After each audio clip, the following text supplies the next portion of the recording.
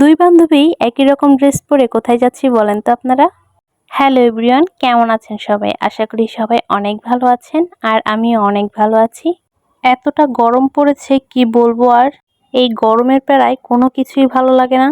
এর মধ্যে ছিল আজকে আমাদের নাচের ক্লাস। এত গরমের ভেতরে একটুও যেতে ইচ্ছে করছিল না। পরে ভাবলাম যেহেতু আমি 1.5 মাস যাবৎ ক্লাসে যাই না, সেহেতু আজকে আমার যাওয়া উচিত। এরপর বান্ধবীকে বললাম চল আজকে আমরা ক্লাসে যাই। আর আমি না গেলে ও যাবে না ক্লাসে, তাই ভাবলাম দুইজন একসাথেই যাই। আমার ভার্সিটিতে এতদিন এক্সাম চলতেছিল, তাই আমরা ডান্স ক্লাসে অ্যাটেন্ড করতে পারিনি। আমরা সুন্দর করে রেডি হয়ে চলে গেলাম ক্লাসে, আর এদিকে দেখেন আমি আরো কি হাসাহাসি করতেছিলাম। ভার্সিটি আর নাচের ক্লাস ছাড়া আমাদের তেমন দেখা হয় না, তাই যখনই দেখা হয় তখন আমরা এইভাবেই দুষ্টুমি করি। ছোট থেকেই আমরা দুইজন একসাথে কোথাও গেলে সবাই বলতো তোমরা দুইজন কি যমজ বোন নাকি, কিন্তু আমরা কখনো নিজেদের চেহারার কোনো মিল খুঁজে পাই না। আপনারা কমেন্ট করে জানাবেন আমাদের দুইজন কি একই দেখা যায় কিনা। আমাদের বাসা থেকে নাচের ক্লাসের দূরত্ব অনেক বেশি। নাচের ক্লাসের প্রতি অগাধ ভালোবাসা থেকে আমাদের তেমন কষ্ট হয় না, আর কষ্টটা আমরা অনুভবও করতে পারি না। দুই বান্ধবী গল্প করতে করতে প্রায় চলেই আসলাম। আর এখানে যে বাড়িগুলি দেখছেন সবই কিন্তু খ্রিস্টান বাড়ি। ওদের বাড়িগুলি দেখলে আমার খুবই ভালো লাগে, কারণ ওরা খুবই পরিপাটি এবং শৌখিন মানুষ হয়।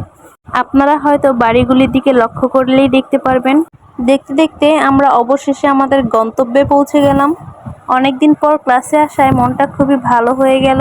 ক্লাসে ঢোকার সাথে সাথে দেখলাম ম্যাম বাচ্চাদের পরীক্ষা নিচ্ছে।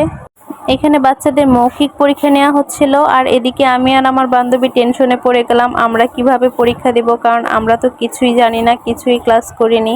এদিকে আমার ডাক পড়ে গেল, বান্ধবীকে বললাম একটা ভিডিও করে দে। বান্ধবী কি একটা ফিল্টার লাগিয়েছে, দেখেই তো আমার মাথা গরম হয়ে গেছে। যাই হোক, এরপর ম্যামের সামনে গিয়ে দাঁড়ালাম, ভাবলাম কি না কি প্রশ্ন করে বসে। ম্যাম আমাকে কিছু পায়ের মুদ্রা দেখাতে বলল, আর কিছু প্রশ্ন করেছিল। আর মজার ব্যাপার হলো আমি সবগুলোই করতে পেরেছিলাম। প্রশ্নগুলোর উত্তর দিতে পেরে নিজেই মনে মনে খুশি হচ্ছিলাম। জানি না ম্যাম আমাকে কত নাম্বার দেবে।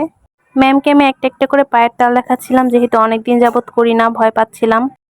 আর এই কিউটি পিচ্চির নাম হলো অ্যানা। সামনে একটাও দাঁত নেই তারপর দাঁত বের করে হাসতেই থাকে। এখানে একজন আমাকে ঘুঙুর পরিয়ে দিচ্ছিল, ওর সাথে আজকে আমার নতুন পরিচয় হয়েছে।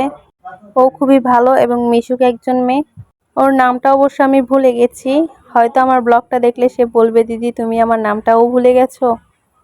এদিকে বাচ্চাদের নাচ শেখানো হচ্ছিল। আমাদের নাচটা সবার লাস্টে হয়েছিল, যেটা ভিডিও আমি নিতে পারিনি। আর এখানে নাচ শেষ করে সবাই চলে যাচ্ছিল, আর আমি নিজের একটা ক্লিপ নিয়ে নিলাম। আমাদের নাচের সময় কারেন্ট চলে যাওয়ায় খুবই কষ্ট হচ্ছিল আমাদের নাচতে। আর সামনে আমাদের নাচের একটা শ্যুট আছে, সেটার ব্লগ অবশ্যই আমি আপনাদের দিব।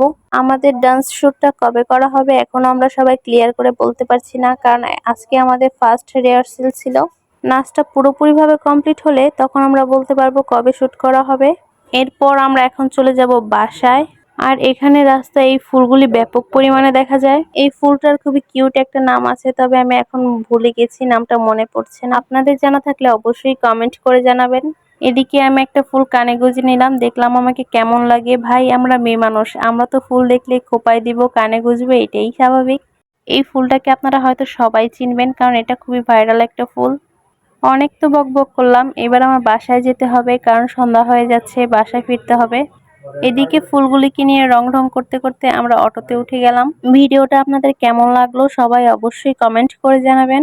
আজকের ভিডিওটা এই পর্যন্তই, দেখা হবে নতুন কোনো ভিডিওতে।